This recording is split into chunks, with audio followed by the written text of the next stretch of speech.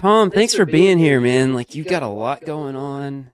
You're a rental portfolio. You are flipping a lot of houses in Knoxville. I keep saying, man, hmm Knoxville is one of the hottest markets in the whole country. So you're in a really competitive environment, doing all these things in that place. Um, and I want to focus in on one of those projects that you finished recently on Langston, but first I want to talk about you, and I want to talk about your life and what a day in the life is like, with because people see all that you're doing, all the properties, and they assume it's pretty chaotic, but you don't strike anybody as a chaotic person. No, that's not the way I live. The day in the life of me. So I told my wife last night that you would be asking this question today, and her response was she laughed. She's like, "What are you gonna say? Because you don't do anything." Like, I don't know. I was like, so the best way I could describe it was I'm on call. Uh, that's kind of the I'm on call, and you know, looking at a week view would be, you have your seller appointments. Some weeks you can have two, some weeks you can have zero. And you have to be responsive to those. Very responsive. Yes, when they come in, yeah, it's like, okay, I need to get to this within the next 5 minutes. Like, just have a contact to them, even if like I'm in the middle of dinner, I can just send them a quick text. Hey, uh, thank you for reaching Yeah. out. Uh, in the middle of dinner with my family, it's relatable. They know I'm a genuine Yeah. person doing family stuff. Can I get back to you in 30 Yeah. minutes? And most of the time they'll be like, oh yeah, no problem. Whenever you get them in, and you've already opened the door for now. It's you can call them back and get back to them. But yes, time on those is crucial. So yeah, we do the seller stuff during the week, and then I may go check in on some construction projects once a week, depending on what's going on. It might not even be once a week. Um, and then the rest of the time throughout the day, I just kind of deal with what comes up. So contractor may call me about something, and it's a 5 minute phone call. Need to get utilities started on a property, do that online. Um, Lowe's delivery. Hey, we're going to be there in 30 minutes. What's the code? I'll text you the code. Mhm. All this is All from taking. home. Oh, yeah. Well, all from wherever my mobile phone is.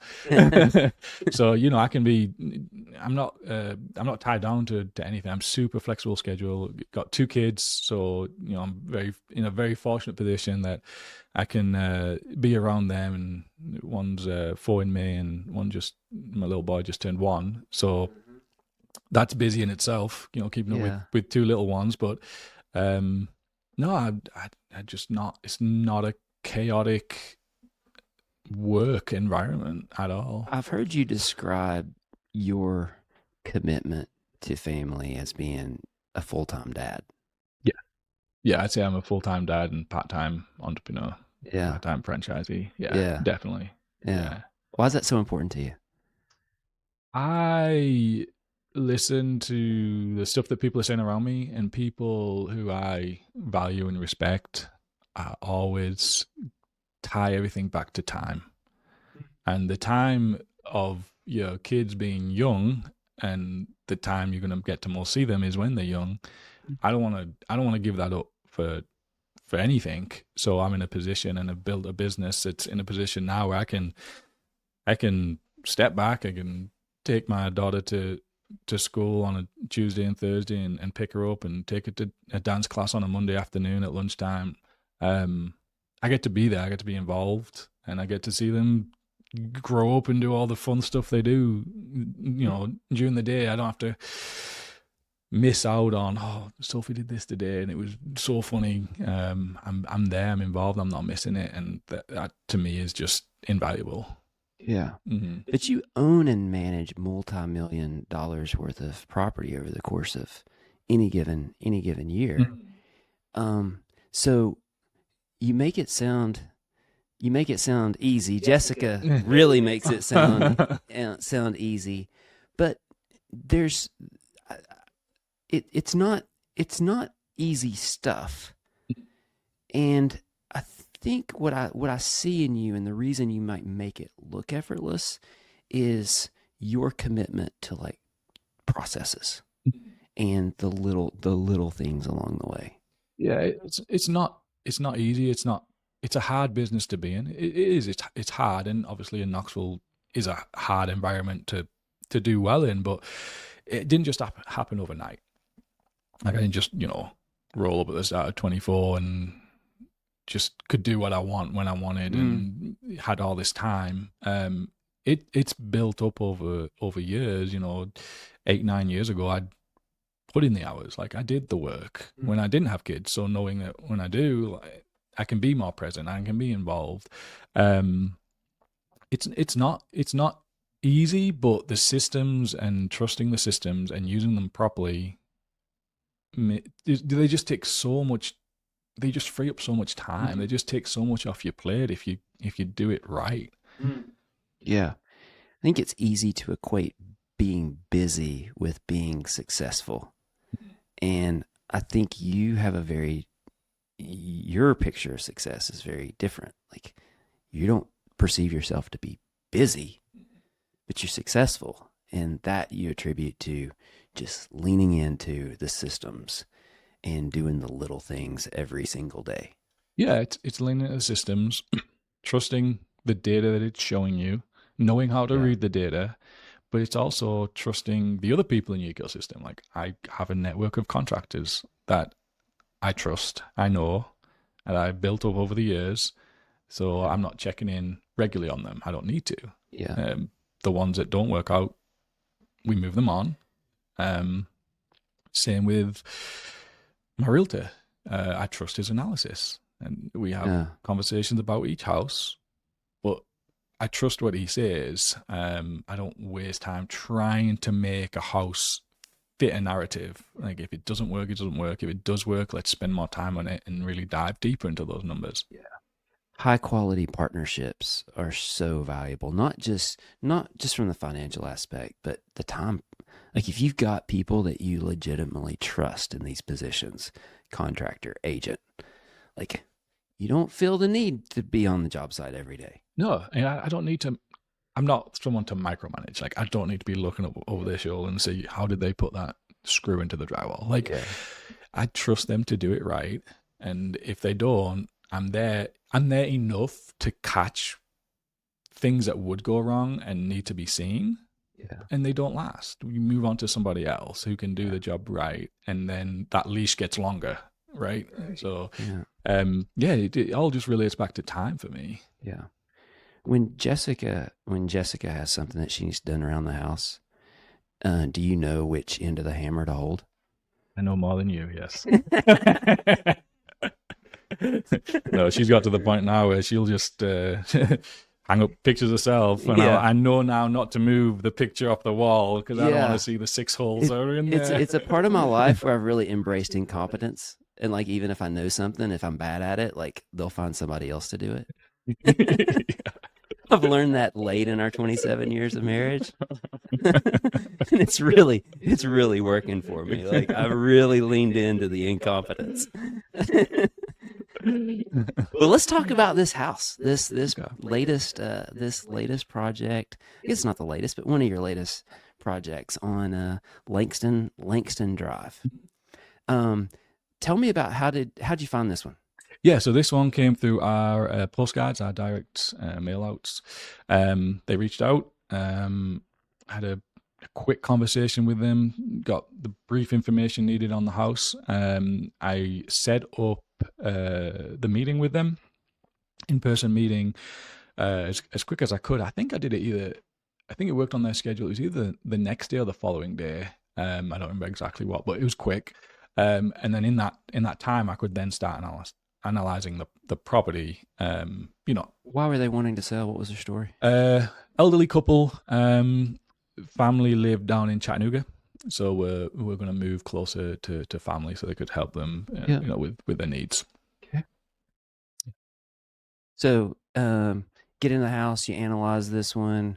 When you walk into a house, do you see opportunities to add value like right off? Is that something that you're able to see?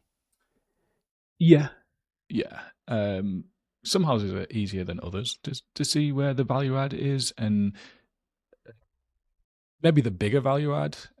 So like pulling up, I could tell it needed a new roof.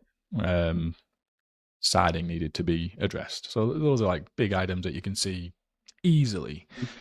And then yes, walking through the house, you can see, you know, where you can add value. On this one, didn't need to get creative in terms of needing to add like a extra half bathroom for value, or creating another bedroom to add value. The layout was split level.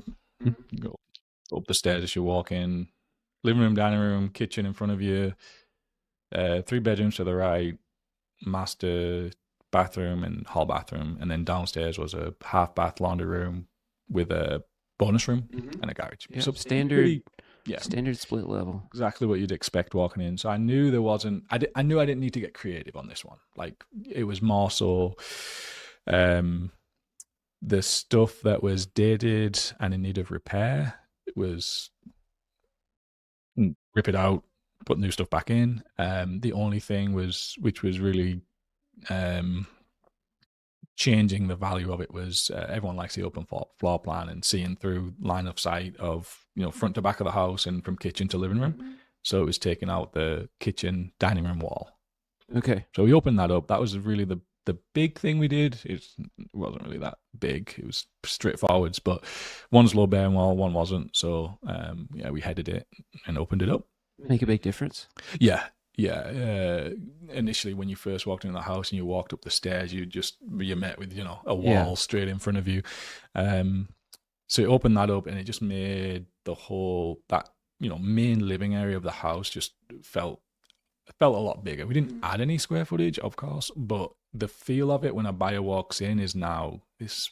It feels like a bigger house than it was because of that. Yeah. Well, in a split level, the kitchen's always important in any house, but in a split level, I think it's even more important because it's literally the center of the house.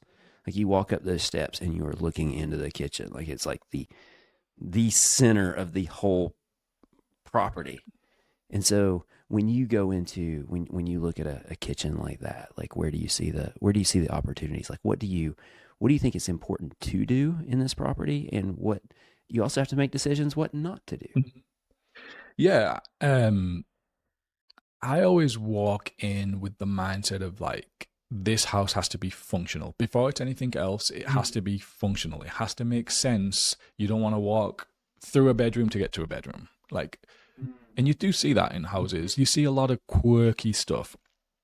So my first thing is it has to be functional, because no matter what you do, you can put a brand new kitchen in. If it doesn't make sense functionally, you gain no value from doing that. Yeah. Yeah.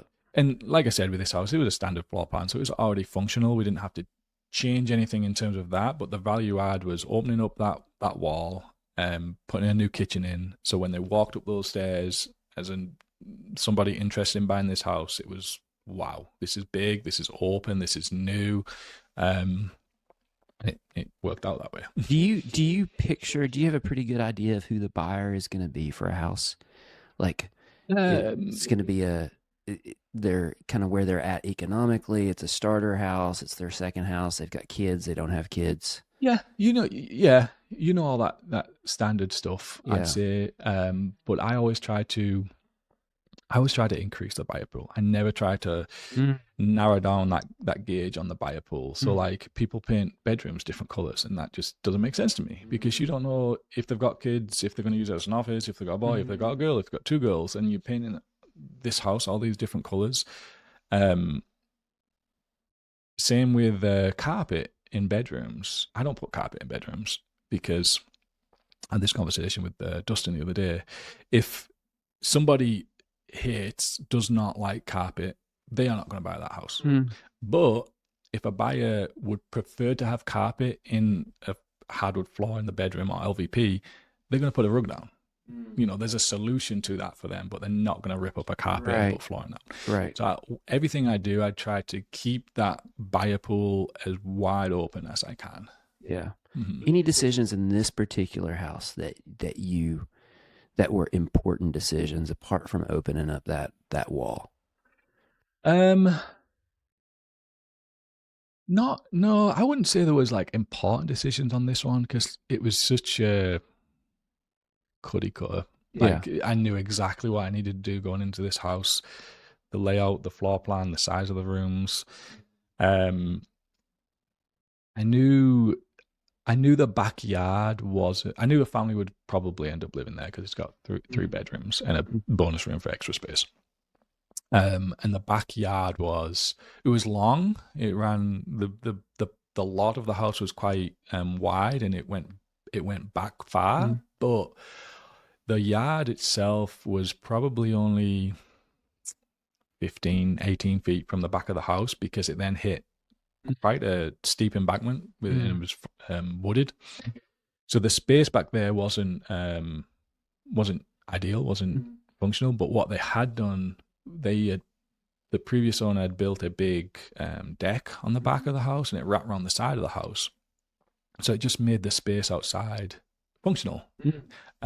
So I thought the buyer's not going to walk out there and perceive that as my kids don't have a place to play. We don't have an outside space to hang out. Like, it worked. It wasn't ideal, but it wasn't enough to turn a buyer away. So on the construction side, you go into this project. How long is this construction project? We anticipate about 10 weeks, I believe, which is most common. I'd say that's pretty average for what we do. Is 8 to 12 weeks is pretty typical, I think, on our project. So it's right smack in the middle of that. Yeah. So you've got a primary contractor on the ground that's kind of managing that project, probably doing some work himself, but primarily managing the project. Your ecosystem you've built to have a lot of subs. And so he just turns the subs loose. You got electricians, you got plumbers, you got floors, painters. Yeah. So before we do all that, I always walk through the property after I purchase it with my realtor and then Bill, my contractor. So we're all on the same page. Yeah. And so I like doing that as well because in case I miss something, they can catch it. So we just kind of walk through the plan on this one, and really the toss-up on this one, it had quite nice bamboo floors in the living room, dining room, and down the hallway, but it didn't flow into the rest of the house. And there was one or two places that were like nicked. I could have kept it; it would have been fine, but I don't want to just do fine. So we decided let's just take that element of indecision out. Let's just make a decision right here. We're going to take it out. We're going to make the whole flooring uniformed, and just run the LVP that we use everywhere. And that turned out to be a really good decision because it just made the whole house feel bigger.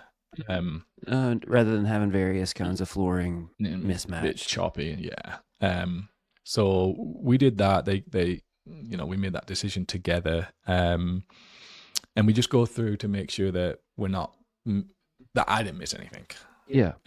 So that we call that the phase one walkthrough. How long do you spend on that? Like, it varies. So on a house like that one, it's pretty straightforward. There's nothing major to look through, and I've done it a lot. So that was probably only going to be like 20, 25 minutes. But other ones that are more complex can take up to 45 minutes to an hour. So it varies per property. Yeah. I think that's one of the most important parts of the process is that, and a lot of people skip it. How important do you find just being decisive? Yes. Not necessarily that you make the right or wrong choice, but being decisive. Yeah, making an indecision just takes up too much time. Because then you've got to circle back to it. You're still thinking about it all the time. Like, what am I going to do? What am I going to do? Just make a decision and move on and get your focus on the next thing. For right or wrong, I mean, most of the time you're making decisions whether you're going to use tile or LVP. Like, it's not huge decisions. Just make the decision and move forwards. So, like, for example, that flooring, it was like humming and hawing. It's like, what are we doing? Let's just make a decision and move forwards. Like, we're just gonna get rid of it. All right, we're gonna get rid of it. Now we know the flooring guy is gonna come out and do everything. We don't need to think about transition strips. Don't need to worry about now ordering tile, backerboard and grout and what colors that's going to be in the bathrooms. Now are we gonna do LVP in the bedrooms? How's that going to tie into bamboo? Like, is it going to clash? Like, it just took away so much. That one decision took away a lot of decisions that would follow. Right. Yeah.